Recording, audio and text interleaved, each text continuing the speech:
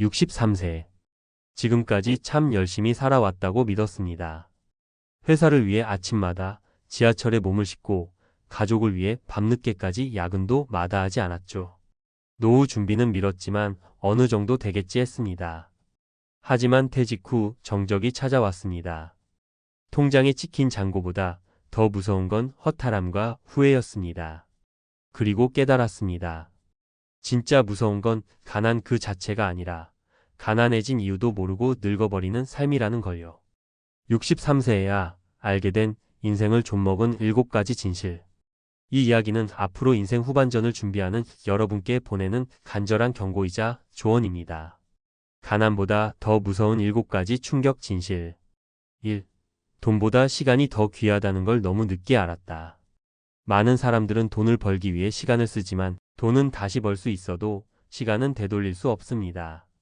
가족과 보내야 할 시간, 건강을 챙겨야 할 시간, 배우고 즐길 시간을 나중에라며 미뤘던 그 시간은 다시 오지 않더군요. 2. 은퇴가 끝이 아니라 또 다른 시작이라는 사실. 은퇴하면 쉴 줄 알았습니다. 하지만 오히려 무기력이 밀려옵니다. 준비 없이 맞는 은퇴는 축제가 아니라 추락이었습니다. 직장에서의 역할이 사라진 순간 정체성까지 무너졌거든요. 3. 노후 준비는 돈이 아니라 습관에서 시작된다는 진실. 월급이 있을 때는 몰랐습니다. 하지만 퇴직 후엔 작은 지출 하나도 민감해지죠. 젊을 때부터 지출을 통제하고 절제하는 습관을 들이지 않으면 은퇴 후 삶은 무너질 수밖에 없습니다. 사례 1억대 연봉도 무용지물 내게 남은 건 허무뿐이었습니다. 김모 씨 63세는 대기업 임원 출신입니다. 연봉은 억 단위였고 외제차를 몰았고 골프장이 일상이었죠. 하지만 퇴직 후엔 한 달에 나가는 고정 지출이 500만 원, 들어오는 돈은 국민연금 130만 원이 전부였습니다. 더 충격적인 건 그는 은퇴 후 하루 종일 아무 일도 하지 않는 자신을 견디지 못했다는 겁니다. 돈보다 무서운 건 내가 아무도 필요로 하지 않는다는 감정이더라고 말했습니다. 4. 연금만 믿는 것은 착각이다. 연금은 보조일 뿐 절대 주수 입원이 아닙니다. 특히 국민연금은 기대만큼 나오지 않습니다. 불안한 마음에 조기 수령하면 더 손해고 늦게 받으려면 중간에 공백기는 스스로 책임져야 합니다. 5. 관계는 저절로 유지되지 않는다. 일에 파묻혀 지낸 사이 친구는 사라졌고 가족과도 대화가 줄었습니다. 은퇴 후 가장 고통스러운 순간은 외로움이었습니다. 진정한 관계는 돈보다 귀한 자산인데 그 가치를 너무 늦게 알았습니다. 사례 2. 은퇴 후 하루 종일 말 한마디 안 한 날도 있었어요. 박모 씨 66세는 교사로 정년 퇴직했습니다. 일할 땐 학교에서 동료, 학생들과 하루 종일 떠들었죠. 하지만 퇴직 후 말 상대가 없습니다. 자녀는 출가했고 남편과도 말이 줄었고 친구는 각자의 바쁨에 연락이 끊겼습니다. 그녀는 말합니다. 혼자 있는 시간이 늘어나는 게 이토록 외로운 줄 몰랐어요. 관계를 쌓을 시간 더 만들어둘 걸 후회했어요. 6. 건강은 한순간에 무너진다는 사실. 건강검진 결과에 안심해선 안 됩니다. 운동, 식습관, 수면 이 모든 건 지속적인 관리가 필요합니다. 은퇴하고 건강 챙기겠다는 생각, 그때는 이미 늦습니다. 7. 노후의 진짜 적은 정보 부족이었다. 정부 지원 정책, 주거 혜택, 의료 혜택, 세금 공제. 몰라서 못 받은 게 한둘이 아닙니다. 스스로 정보를 찾아보고 노하우를 쌓지 않으면 쓸 수 있는 기회조차 사라집니다. 사례 3. 내가 받을 수 있었던 혜택 이미 다 놓쳤더라고요. 이모 씨 64세는 기초연금 대상자였습니다. 하지만 신청 기간을 놓쳐 1년치를 통째로 손해봤습니다. 노인 장기요양보험 등 각종 혜택도 몰라서 못 받았죠. 공짜는 아니어도 혜택은 준비된 사람에게만 주어진다는 걸 깨달았습니다. 마무리하며 지금 알았다면 아직 늦지 않았습니다. 63세에 뒤늦게 알게 된 진실은 가난이 두려운 게 아니라 무지와 방심이 더 무섭다는 사실이었습니다. 가장 슬픈 건 돈이 없는 게 아니라 삶을 더 나아지게 할 지혜를 모른 채 늙어가는 것이죠. 혹시 지금 당신도 은퇴를 앞두고 있다면 혹은 막 은퇴 후의 삶을 시작했다면 이 7가지를 절대 놓치지 마세요. 시간의 소중함, 정체성 회복, 습관의 힘, 연금에 대한 현실 인식, 관계의 회복, 건강의 우선순위, 정보의 주도권. 인생 후반전은 누구보다 똑똑하게, 단단하게 살아야 할 시간입니다. 지금부터라도 지혜롭게 다시 설계해 보세요. 돈보다 더 무서운 걸 63세에야 알았습니다. 가난보다 인생을 망친 7가지 충격 진실. 대한민국의 평균 기대 수명은 83세를 넘었습니다. 100세 시대라는 말이 낯설지 않을 정도죠. 그러나 많은 이들이 은퇴 후 2030년의 삶을 재정적으로는 물론 심리적, 사회적으로도 준비하지 못한 채 맞이하고 있습니다. 단순히 돈이 부족해서가 아닙니다. 문제는 돈보다 더 중요한 요소들을 모르고 놓친 데서 비롯된 것입니다. 이 글에서는 한 개인이 63세에 깨달은, 그리고 수많은 은퇴자들이 겪고 있는 은퇴 후 삶을 망치는 7가지 핵심 요인을 전문가적 관점에서 정리해드립니다. 1. 시간의 가치를 간과한 것. 많은 이들이 은퇴 전 시간보다 돈을 더 소중히 여깁니다. 그러나 은퇴 후에는 그 반대가 됩니다. 소득이 없어진 지금 가장 중요한 자산은 바로 시간입니다. 이를 활용해 배움을 지속하거나 건강을 회복하거나 가족과의 관계를 회복할 수 있었지만 쉴 수 있다는 안도감에 방심한 채 무기력하게 시간을 소비하는 경우가 많습니다. 전문가 조언. 은퇴 직후부터 하루 일과표를 만들어 루틴을 재정비하세요. 독서, 운동, 배움 등으로 생산적인 시간을 구성하는 것이 중요합니다. 이 은퇴가 끝이 아니라 재설계의 시작이라는 인식 부족. 은퇴는 단순한 종료가 아니라 삶의 재구성이 필요한 시기입니다. 직장에서의 정체성과 역할이 사라진 이후 심리적 공허감과 무력감에 시달리는 이들이 많습니다. 이 시기에 자신을 다시 정의할 수 있는 목표와 역할을 스스로 설정하는 능력이 필수적입니다. 전문가, 조언. 제2의 커리어, 지역사회 활동, 재능 기부 등 나의 가치를 다시 쓰는 활동을 찾아보세요. 스스로에게 사명감을 부여해야 일상의 활력을 되찾을 수 있습니다. 3. 금전적 습관의 결핍. 노후 생활비는 갑작스레 줄일 수 없습니다. 생활 수준을 급격히 낮추면 우울감과 좌절감이 커지기 때문입니다. 따라서 젊을 때부터 절제된 소비 습관과 저비용 고만족의 라이프 스타일을 익혀야 합니다. 하지만 많은 이들이 소득이 있을 때는 과소비에 무감각하고 은퇴 후에야 뒤늦은 후회를 하게 됩니다. 전문가 조언. 은퇴 전 가계부 쓰기, 월 고정 지출 점검, 노후 생활 시뮬레이션을 통해 재정 감각을 길러야 합니다. 4. 국민연금만 믿는 것은 위험하다. 국민연금 수령액은 평균 60세 전후 약 60만 100만 원 선입니다. 이는 단독 생계비에도 부족한 수준이며 조기 수령 시 더 큰 손실을 감수해야 합니다. 은퇴 설계는 국민연금을 기반으로 하되 추가적인 수입원 또는 자산 운용 전략이 반드시 필요합니다. 전문가 조언.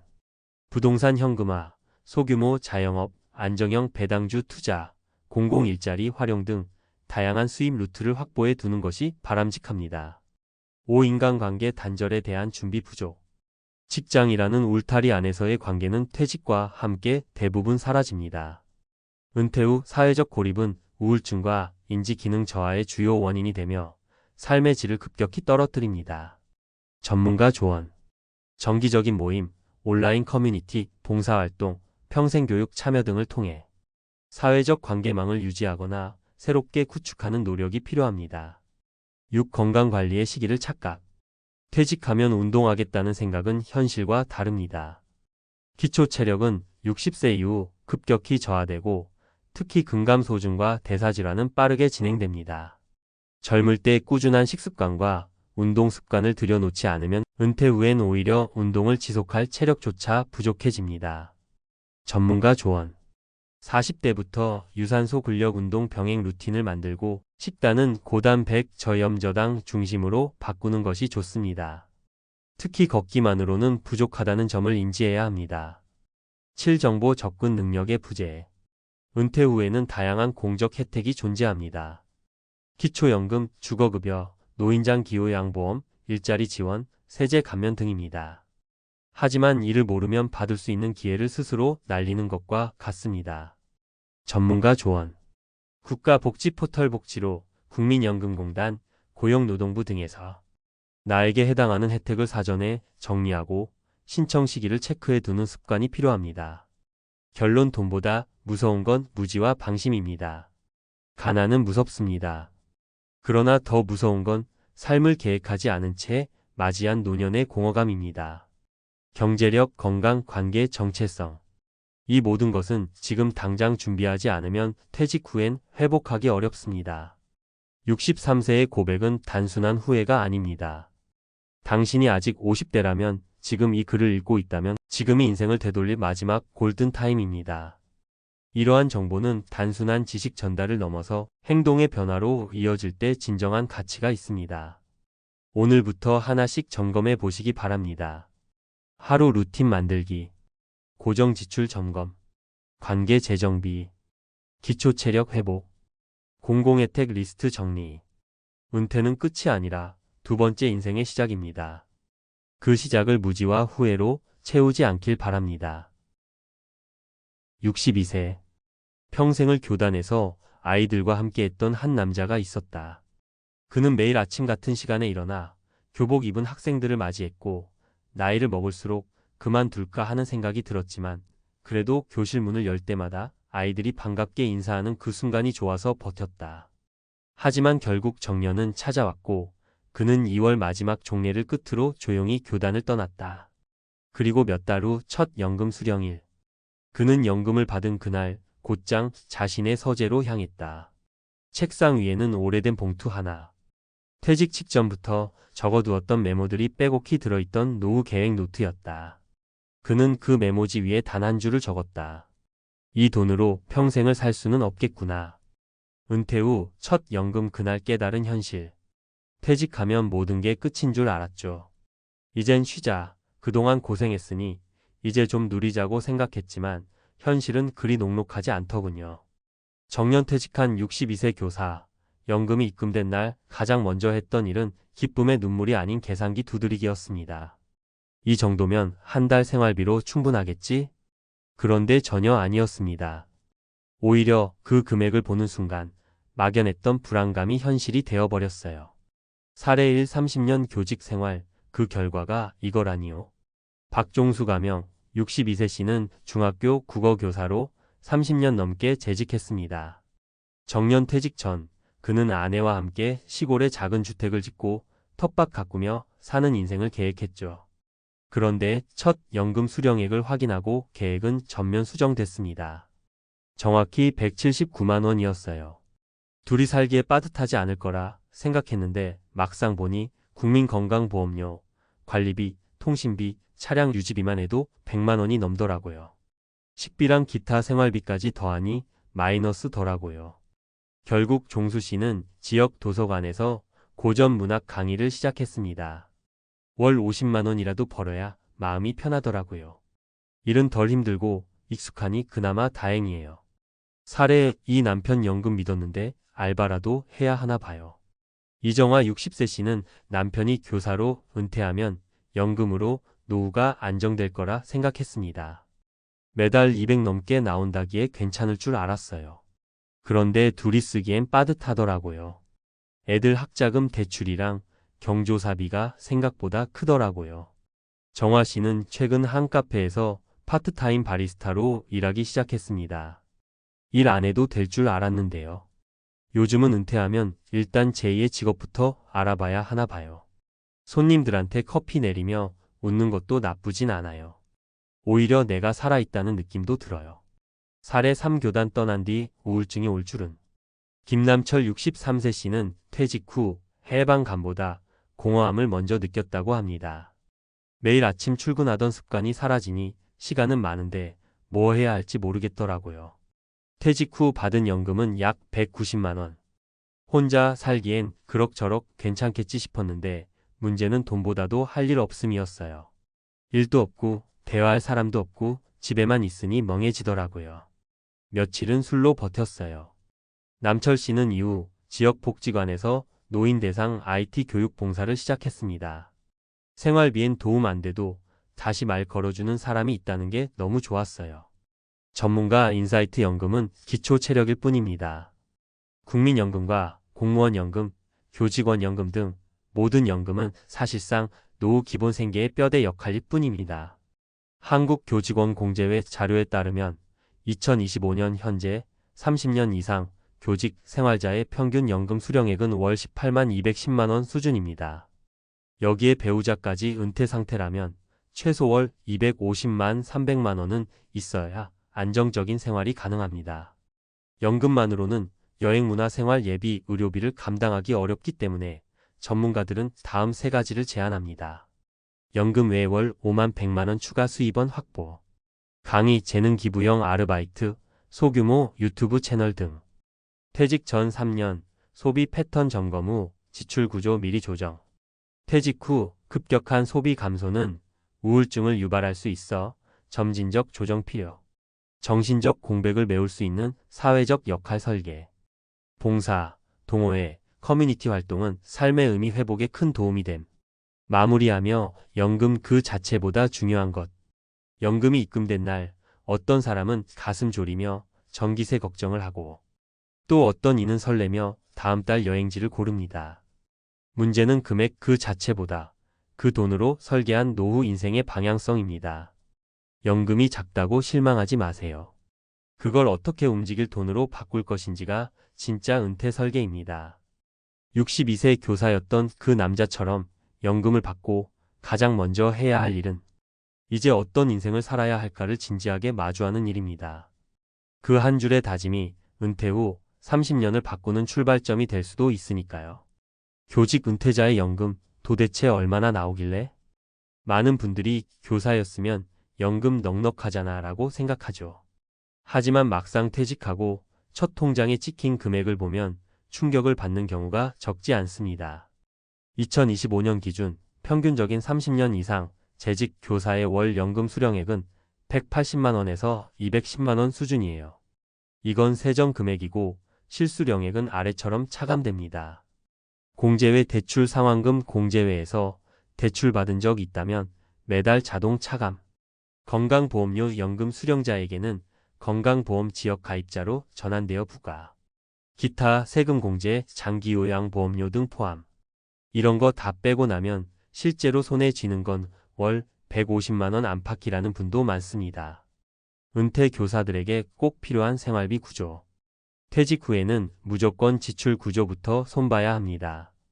아무리 교직 생활을 오래 했다 해도 은퇴 이후는 월급이 아닌 고정연금 수입만으로 살아야 하니까요. 기본적으로 은퇴 부부의 월 생활비 평균은 약 260만 300만 원 선입니다. 국민연금공단 고령층 생활비 실태조사 2024. 대략 나눠보면 이렇습니다. 식비 생필품 8만 100만 원. 고정비 관리비, 통신, 차량 등 50만 원.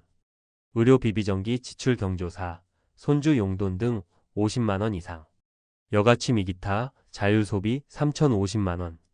즉, 연금만으로는 최소 생계는 되지만 문화적 삶은 어렵습니다. 그래서 은퇴 후 가장 먼저 해야 할 실질적인 행동 5가지. 1. 연금 수령액 vs 실제 지출 비교하기. 퇴직 후 첫 연금을 받자마자 할 일은 가계부 펼치기입니다. 최소 3개월간의 지출 항목을 정리해서 매달 얼마가 들어오고 얼마가 나가는지 비교해 보세요. 예상보다 빠르게 마이너스로 떨어질 수도 있어요. 이건 추가 소득이 필요한지 아닌지 판단하는 기준점이 됩니다. 2. 건강보험료 변화 확인하기. 현직일 때는 급여 기준으로 계산되던 건강보험료가 퇴직과 동시에 지역 가입자로 바뀝니다. 이때 중요한 건 자동차, 주택, 금융자산까지 합산해서 보험료가 산정된다는 점이에요. 예를 들어 1600cc 중형차 보유, 전세 2억 주택 거주, 은행의 퇴직금 일부 예치. 이런 조건이면 건보료만 월 15만 20만 원이 부과될 수 있어요. 자동차 처분, 자산 구조 조정 등으로 보험료를 낮추는 전략도 필요합니다. 3. 은퇴 후에도 가능한 수입 파이프라인 확보. 이 나이에 무슨 돈 벌어라는 생각보다는 내가 가장 편안하게 할 수 있는 수입 활동은 뭘까를 고민하는 게 맞습니다. 교사 출신이라면 다음과 같은 경로가 효과적이에요. 온라인 클래스 플랫폼 클래스 100일, 탈인 국어 영어 수학 기초 강의, 지역 평생교육 강사 고전 읽기, 논술 지도, 글쓰기 특강, 논술 자소서, 컨설턴트, 대학 입시 준비생 대상 컨설팅, 출판 에세이 작가 활동 퇴직 후 삶을 콘텐츠로 풀어내기. 월 30만 70만 원의 부수입만 만들어도 연금과 합쳐서 충분히 여유 있는 생활 가능합니다. 4. 우울감 예방을 위한 루틴 만들기. 실제로 은퇴 후 6개월 이내의 은퇴자 40% 이상이 우울 증세를 경험한다고 해요. 가장 큰 이유는 소속감 상실과 역할의 부재입니다. 그래서 퇴직과 동시에 자신만의 루틴을 만드는 게 중요합니다. 아침 산책 뉴스 스크랩, 주 2회 동네 독서 모임, 월 1회 복지관 자원봉사, 매일 1시간 글쓰기 5 그림 그리기. 이런 일상적인 사소한 습관이 은퇴 후 멘탈을 지키는 데 큰 도움이 돼요. 5. 비상금과 의료비 준비는 따로 떼어두기. 연금은 생활비로만 쓰는 게 맞고 갑작스런 지출 치과 치료, 자녀 지원, 교통사고 등은 따로 대비해 둬야 해요. 전문가들은 최소 생활비 6개월치 정도 약 900만 1200만 원을 비상금으로 분리해 둘 것을 권장합니다. 예금 단기 적금 등 바로 인출 가능한 형태로요. 마무리 정리연금은 출발선일 뿐입니다. 많은 분들이 연금 수령을 결승선처럼 생각하세요. 이제부터는 버티기만 하면 된다. 이 돈으로 끝까지 가자는 식이죠. 하지만 실상은 그 반대입니다. 연금이 찍힌 날이 진짜 은퇴 생활의 시작선이에요. 그걸 어떻게 쓰고 얼마나 보완하고 어떤 삶을 설계하느냐가 앞으로 30년을 결정짓습니다. 62세 교사처럼 조용히 책상에 앉아 이 돈으로 어떻게 살아야 할까?를 고민했던 그 순간이 가장 현명한 출발점일지도 몰라요. 그러니 오늘 이 글을 보시는 분들께 꼭 말씀드리고 싶습니다. 연금을 받았다고 안심하지 말고 그 돈이 살아 움직이는 돈이 되도록 만들어 보세요. 그게 진짜 은퇴 준비입니다. 여러분 혹시 은퇴 후 삶을 상상해 보신 적 있으신가요? 보통은 일에서 해방되면 여유로운 일상을 보내겠지? 하고 꿈꾸기 마련이죠. 매일 아침 늦잠도 자고 원하는 취미 활동도 하면서 여행도 실컷 다니고 어쩌면 그렇게 낙관적으로 생각하는 분들이 많을 거예요. 그런데 은퇴 직전 혹은 막상 은퇴를 하고 나면 마음이 오히려 복잡해지고 불안감도 올라오는 경우가 꽤 많습니다. 왜냐면 우리가 노후라고 하면 막연하게 연금만 잘 받으면 되겠지라는 생각을 하곤 하지만 실제 생활비나 건강, 가족 상황 등은 각자 처지에 따라 다 다르거든요. 오늘은 매달 연금 300만 원을 받게 된 65세에 퇴직한 전직 경찰관 이야기를 해보려고 해요. 300만 원이라면 결코 적은 금액은 아닌데도 그분이 오히려 삶이 더 팍팍해졌다고 고백했다는 겁니다. 아니, 매달 300만 원씩 받으면 꽤 괜찮은 편 아닌가? 하고 생각하는 분들도 계실 텐데요. 막상 현실은 조금 다르다고 합니다. 비단 이분만의 이야기가 아니라 많은 은퇴자가 공감할 만한 내용일 수도 있죠. 그렇다면 무엇이 문제일까요? 왜 매달 나오는 연금이 있어도 삶이 팍팍할까요? 단순히 돈의 액수만으로는 설명할 수 없는 은퇴 후의 현실이 있습니다. 그리고 그 현실에는 기대했던 것과 전혀 다른 변수가 숨어 있기도 하죠.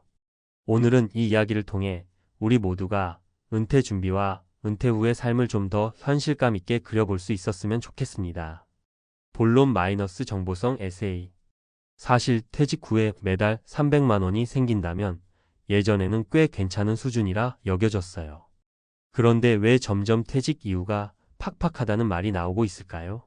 여기에는 물가 상승, 주거비, 의료비 등 다양한 요소들이 있습니다. 예전만큼 300만 원의 가치가 높지 않다는 점이 가장 큰 요인이죠. 거기에 더해 은퇴 후에는 소득이 고정적이거나 혹은 점점 줄어드는 추세인데도 지출은 계속 늘어나는 역설적인 상황이 발생하기도 합니다. 근무하던 시절에는 어떤 일이 생기면 다음 달 월급이라는 든든한 백업이 있었지만 이제는 그렇지 않습니다. 매달 고정적으로 들어오는 돈이 있어도 갑작스럽게 큰 병원비가 들거나 혹은 자녀에게 경제적 지원을 해야 할 일이 생기면 한 달 예산이 무너지고 그 부담이 고스란히 다음 달로 이어지게 되죠. 그래도 300만 원이면 적지 않다고 말할 수도 있겠지만 주택 대출 상환이 남아있거나 본인이 아프거나 자녀가 아직 자리 잡지 못해 도와줘야 한다면 이야기가 달라집니다. 그리고 무엇보다도 사람은 퇴직 후에 곧바로 내가 하고 싶은 일을 찾아 못하면 공허해질 수 있어요. 단순히 돈 문제만이 아니라 은퇴자의 마음속에 자리 잡은 정체성 상실이 삶의 질을 떨어뜨릴 수 있습니다. 직장 생활을 할 때는 경찰이라는 호칭이 있었고 나름의 자부심과 책임감이 함께했잖아요. 막상 퇴직하고 나니 그 오랜 습관과 정체성을 잃어버리면서 무기력해지고 사회와 단절된 느낌을 받게 될 수 있죠. 그런 심리적 요인들 역시 생활을 팍팍하게 느끼는 큰 이유가 됩니다. 그러다 보니 연금 300만 원이면 노후 걱정 끝이라는 공식은 성립하지 않게 됩니다. 실제로 살아보면 생각보다 지출이 많고 예상치 못한 사건 사고들이 찾아오니까요. 체력은 예전 같지 않아서 병원 갈 일도 늘어나는데 건강보험료나 약값부터 시작해 필요하면 건강보조식품도 챙겨 먹어야 하잖아요. 또 의외로 은퇴 후 문화생활비도 꽤 들 수 있습니다. 여행이나 취미활동은 무료가 아니고 오히려 이제 쉬니까 한번 가볼까 하는 마음에 더 많은 지출이 생길 수도 있어요. 사례 1. 자녀 지원이 너무 커요. 첫 번째 사례로 실제로 자녀가 취업을 늦게 하거나 결혼을 준비 중이라면 부모가 일정 부분 지원해야 하는 경우가 있습니다. 예전에 30년 경력을 가진 경찰관 어씨의 이야기를 들어보면 이분은 퇴직 전에 자녀가 독립하겠지라고 막연히 생각했대요. 그런데 자녀가 생각보다 늦게 취업이 되면서 월세부터 생활비까지 부모님에게 부탁하게 된 거죠. 결국 월 300만 원의 연금 중 절반 가까이가 자녀에게 간다고 하니 자기 생활은 점점 줄어들 수밖에 없었답니다. 예전에야 월급이 있을 때는 그래도 허리띠를 졸라매며 용돈을 줄 수도 있었지만 고정된 연금에서 뚝 떼내야 한다니 마음의 여유가 크게 떨어졌다고 해요. 한창 힘이 있을 땐 큰돈 쓰는 일도 아깝지 않았을 텐데 은퇴한 뒤에는 한 푼이라도 아껴 써야 하니 자녀를 돕는 마음조차 예전만큼 순수하게 기쁘지는 않았다고 합니다. 사례 2. 부양해야 할 부모님도 계시네요. 두 번째는 본인이 은퇴할 시기에 부모님이 여전히 생존해 계셔서 노부모 부양까지 떠안은 경우입니다. 연금 300만 원을 받으면 내가 쓸 만큼은 되겠지라고 생각하지만 막상 부모님 요양비, 간병비가 들어가면 금세 빠져나가 버립니다. 게다가 요양원이나 간병인을 구하면 그 비용이 만만치가 않습니다. 간병보험이 적용된다고 해도 본인 부담금이 꽤 있고 부모님이 병원 신세를 지거나 혹은 집에서 모시는 경우에도 별도의 생활비가 추가로 들죠. 경찰관 B씨의 경우 60대 중반에 은퇴를 하고 연금을 받기 시작했는데 고령의 어머니를 모시다가 얼마 지나지 않아 수술과 입원비가 꽤 많이 들었습니다. 한 달 예산을 초과하니 결국 본인도 병원비 대출을 알아봐야 하는 지경까지 몰렸다고 해요. 앞으로 남은 삶을 편하게 즐겨야지라고 생각했던 마음은 어느 순간 온데간데 없이 사라지고 늘 다음 달은 어떻게 생활비를 아끼나 하는 걱정만 하게 되었다고 합니다. 사례 3. 돌발적인 건강 문제. 이런 비용이 들 줄은 몰랐어요. 마지막 세 번째는 건강 문제로 인해 갑자기 큰 돈이 들어가는 상황입니다. 65세쯤 되면 아무리 평소에 운동을 열심히 하고 관리한다고 해도 예상치 못한 질병이나 사고가 생길 수 있어요. 경찰관 생활을 오래 하면 과거나 현재나 스트레스가 상당했을 텐데요. 잠깐 치료받고 넘길 일이라고 생각했는데 알고 보니 수술이 필요한 질환이 발견될 수도 있습니다.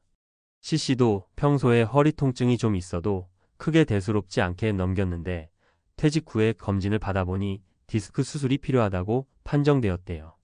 수술비야 어느 정도 준비했다고 쳐도 문제는 재활 과정입니다. 재활치료비나 도수치료, 물리치료 등을 포함하면 제법 비용이 들고 이동이 불편하면 대중교통 대신 택시를 자주 타야 하기도 해요. 이런 식으로 하나만 아파도 생활 패턴이 크게 바뀐다는 점이 바로 은퇴자의 삶을 흔드는 무서운 변수입니다. 더 나은 노후를 위해 필요한 것들. 사실 연금 액수만 많다고 해서 노후가 마냥 행복해지는 건 아니에요. 물론 기본적인 경제적 지원은 정말 중요하지만 그 돈을 어떻게 관리하고 또 내 마음가짐과 건강을 어떻게 챙기느냐가 더 중요할 수 있습니다. 그리고 내가 살아가는 공간과 사람들과의 관계도 굉장히 큰 영향을 미칩니다. 은퇴 전에 미리 취미를 찾아놓거나 지역사회나 자원봉사 같은 활동에 적극적으로 참여하는 것도 심리적 사회적 건강을 유지하는 비결이죠. 그래야 일상에서 얻는 만족감이 커지고 경제적인 부분에서 오는 부담감도 어느 정도 해소할 수 있습니다. 또 개인마다 다르지만 가능하다면 은퇴 후에도 가벼운 일자리를 갖는 것도 좋습니다. 꼭 생계형이 아니라도 본인의 경력을 살리거나 취미를 확장하는 형태로 소소한 수입을 올릴 수 있다면 금전적, 정신적 여유 모두에 긍정적이니까요. 퇴직 전에 나는 정말 퇴직 후 어떤 삶을 살고 싶은가? 어떤 부분에서 돈이 더 들고 또 절약이 가능한가? 등의 계획을 구체적으로 세워놓는 게 매우 중요합니다. 특히 자녀나 부모님을 부양해야 하는 상황이 예정되어 있거나 건강 문제를 겪을 가능성이 크다면 더 철저하게 대비가 필요합니다. 맺은 말. 어쩌면 월 300만 원 연금이면 충분하겠다. 라고 생각하던 우리에게 오늘 이야기는 좀 충격적일 수도 있어요. 65세 퇴직 경찰관이 겪는 현실이 곧 내 미래가 될 수도 있다는 생각에 어쩐지 마음 한구석이 불안해지기도 합니다. 하지만 은퇴 준비를 지금부터 제대로 해둔다면 그 불안감을 줄이고 더 나은 노후를 맞이할 수도 있겠죠. 안 되면 어떡하지라는 막연한 두려움 대신 미리 체계적으로 연금 외의 저축이나 투자, 보험 가입 상태, 주거, 환경, 건강관리 계획 등을 마련해 둬야 할 겁니다. 그리고 가장 중요한 건 마음가짐입니다. 은퇴 후에 삶이 팍팍하게 느껴지는 건 단순히 돈 때문만은 아니라는 사실 우리가 놓쳐서는 안 되겠죠. 누구나 은퇴 후에는 더 이상 현역이 아닐지 몰라도 그 시간에 맞는 새로운 활동과 즐거움을 찾는 노력이 필요합니다. 돈은 그 과정에서 매우 중요한 수단이지만 결국 삶의 질은 우리가 스스로 얼마나 의미 있는 생활을 찾아가느냐에 달려 있거든요. 결국 은퇴 준비란 단순히 계좌에 얼마가 찍혀 있느냐를 넘어선 문제입니다. 경제적 안정성을 갖추고 내 인생을 좀 더 풍요롭게 만들어줄 활동을 찾아보세요. 그리고 나를 둘러싼 가족, 지인들과의 관계에서 어떤 감정적, 정서적 지지와 도움을 주고받을 것인지도 계획해 두시길 권합니다. 아직 은퇴가 멀게 느껴지더라도 하루아침에 모든 게 달라지진 않으니까요. 조금씩 준비해두면 은퇴 이후에도 스스로에게 당당할 수 있을 겁니다. 추가로 은퇴 후 소일거리나 제2의 직업을 찾는 것도 적극적으로 고민해보세요. 요즘은 신중년을 위한 직업도 많아지고 있고 작은 가게를 운영하거나 강의를 하는 등으로 이전과는 다른 재미와 보람을 찾는 분들이 늘고 있습니다. 중요한 건 내가 어떻게 변하고 어떤 삶을 만들어 가느냐겠죠. 결코 쉽진 않겠지만 그만큼 내 인생을 주도적으로 설계하고 완성해가는 보람도 함께 느낄 수 있을 거예요. 그러니 혹시 지금 당장은 내게 은퇴라는 건 아직 먼 미래라거나 난 연금이 충분할 거야 라고 생각하고 계시다면 오늘 사례들을 통해 경각심을 가져보셨으면 좋겠어요. 막상 내 차례가 오면 이미 늦었을지도 모르니까요. 우리 모두가 돈과 건강, 그리고 삶의 의미까지 균형 있게 잡아가며 은퇴 후에도 계속 이어질 제2의 인생을 잘 누렸으면 좋겠습니다. 50대, 60대 은퇴를 앞둔 지금 아파트 한 채만 있으면 모든 게 해결될 줄 알았던 그 믿음. 그런데 막상 현실은 다릅니다. 집값은 천정부지로 올랐지만 은퇴 후 고정 수입 없이 살아가는 건 상상 이상으로 막막합니다. 내 집 마련만 바라보며 달려왔던 세월, 정말 이대로 괜찮을까요? 이제는 집 한 채보다 더 중요한 노후를 지킬 확실한 준비가 필요합니다. 오늘 딱 하나의 진짜 해법을 알려드립니다. 서울 아파트? 필요 없습니다. 노후를 책임질 단 하나의 비법 공개. 은퇴를 준비하는데 서울 집 한 채면 충분하다는 말 믿어보셨나요? 많은 분들이 그렇게 생각하며 지금껏 열심히 살아오셨을 겁니다. 그런데요, 집값이 아무리 올라도 집은 단순한 자산일 뿐 실제로 손에 쥐는 현금이 아니에요. 결국 집이 있어도 생활비 걱정은 해결되지 않죠. 그렇다면 진짜 필요한 노후 준비는 뭘까요? 오늘은 그 답을 찾아보고 세 가지 실사례를 통해 그 중요성을 이야기해 볼게요. 1. 집을 팔았더니 남은 건 빈손이더라. 김영호 CO 17세는 30년 넘게 서울의 집 한 채를 지키며 살아왔습니다. 은퇴를 앞두고 노후 생활비가 걱정된 김 씨는 고민 끝에 집을 팔고 지방으로 내려가겠다는 결심을 했습니다. 예상했던 대로 집값은 크게 올랐고 김 씨는 꽤 많은 금액을 손에 쥘 수 있었죠. 그런데 문제는 여기서부터 시작됐습니다. 집을 팔고 지방에서 작은 전셋집을 구했지만 예상치 못한 생활비가 계속해서 들어갔습니다. 자녀 학자금, 의료비, 그리고 꾸준히 오른 물가까지. 결국 팔았던 집의 돈은 몇 년 만에 모두 바닥이 났습니다. 그리고 김 씨는 깨달았죠. 집은 자산일 뿐 실제로 나를 먹여 살려주진 않는다. 이 집 대신 만든 작은 가게가 내 인생을 바꿨어요. 반면 정혜란 C62세는 은퇴를 준비하면서 남들과 조금 다른 선택을 했습니다.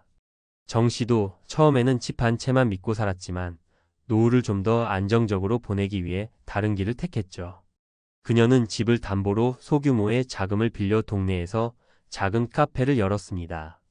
처음엔 손님이 별로 없었지만 1년 정도 지나니 입소문이 나기 시작했습니다. 현재 그녀의 카페는 매달 꾸준히 생활비를 충당해 줄 만큼의 수익을 내고 있습니다. 집 한 채만 바라보지 않았다면 지금처럼 안정된 삶은 없었을 거예요. 내가 직접 운영하는 사업이야말로 노후를 책임지는 가장 확실한 비법이었어요. 3. 아파트보다 더 큰 자산은 바로 내 몸과 건강이에요. 최민호 C65세는 한때 서울 강남에 아파트 2채를 보유했던 자산가였습니다. 그런데 60세가 되면서 건강에 빨간불이 켜졌죠. 심장질환으로 입원하면서 의료비로 순식간에 수천만 원이 나갔습니다. 아파트를 팔아야 할 상황에 처했고 결국 집도 건강도 모두 잃고 말았습니다. 최 씨는 뒤늦게 후회하며 말합니다. 아무리 비싼 집이 있어도 건강이 없다면 다 소용없어요. 차라리 그 돈으로 운동하고 건강을 지키는 데 투자했더라면 지금처럼 힘들진 않았을 거예요. 노후 준비의 핵심 현금 흐름, 건강, 그리고 삶의 만족도. 위 세 가지 사례를 통해 분명히 알 수 있습니다. 노후 준비에서 중요한 건 단순히 자산이 아니라 실제로 나를 지탱해주는 것들이에요. 안정적인 현금 흐름을 만들어주는 투자나 소규모 사업, 건강한 신체와 마음을 유지하기 위한 꾸준한 자기관리, 그리고 삶의 만족도를 높여주는 일상의 소소한 즐거움들. 집 한 채로 노후를 버틸 수 있다는 생각은 이제 과감히 버려야 합니다. 대신 내가 어떻게 하면 지속적으로 나를 먹여 살릴 수 있을지, 어떻게 하면 더 오래 건강하게 살 수 있을지를 고민해야 하죠. 결론, 내가 직접 준비하는 노후, 집보다 확실한 선택. 여러분, 지금 은퇴를 준비하면서 가장 중요한 건 남들처럼이 아니라 나답게 준비하는 겁니다. 집이든 사업이든 건강이든 내게 가장 잘 맞는 방법을 찾는 것이죠. 오늘의 이야기로 여러분의 은퇴 준비가 조금이나마 새로운 시각을 갖게 되길 바랍니다. 서울 아파트? 필요 없습니다. 노후를 책임질 진짜 방법은 바로 여러분 손 안에 있습니다. 서울 집 한 채 정말로 노후를 지켜줄까요? 많은 분들이 은퇴를 앞두고 서울 아파트 한 채를 든든한 노후 자산으로 생각합니다. 이 정도면 괜찮겠지 라는 믿음이죠. 하지만 현실은 그렇게 간단하지 않습니다. 오늘은 이 믿음이 왜 위험할 수 있는지, 그리고 보다 현실적이고 효과적인 노후 준비 방법에 대해 전문가의 시선으로 짚어보겠습니다. 집 한 채의 맹점, 눈에 보이는 자산의 함정. 서울 아파트를 노후의 안전망으로 삼으려는 가장 큰 이유는 바로 눈에 보이는 자산이라는 심리적 안정감입니다. 하지만 집은 매달 생활비를 만들어주지 않습니다. 특히 부동산이 아무리 상승한다고 해도 실현되지 않는 수익은 은퇴자의 삶을 직접적으로 지탱하지 못합니다. 예실 자산이 있어도 생활비는 부족하다. 이정수 C60세는 강남에 20억 원 상당의 아파트를 소유하고 있었습니다.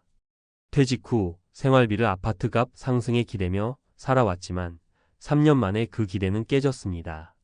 매달 고정적으로 들어가는 공과금, 관리비, 그리고 예기치 못한 의료비가 쌓이면서 아파트를 담보로 대출을 받아야 했죠. 결국 은퇴 후 가장 중요한 것은 눈에 보이는 자산이 아니라 매달 안정적으로 들어오는 현금 흐름이라는 점을 절실히 깨달았습니다.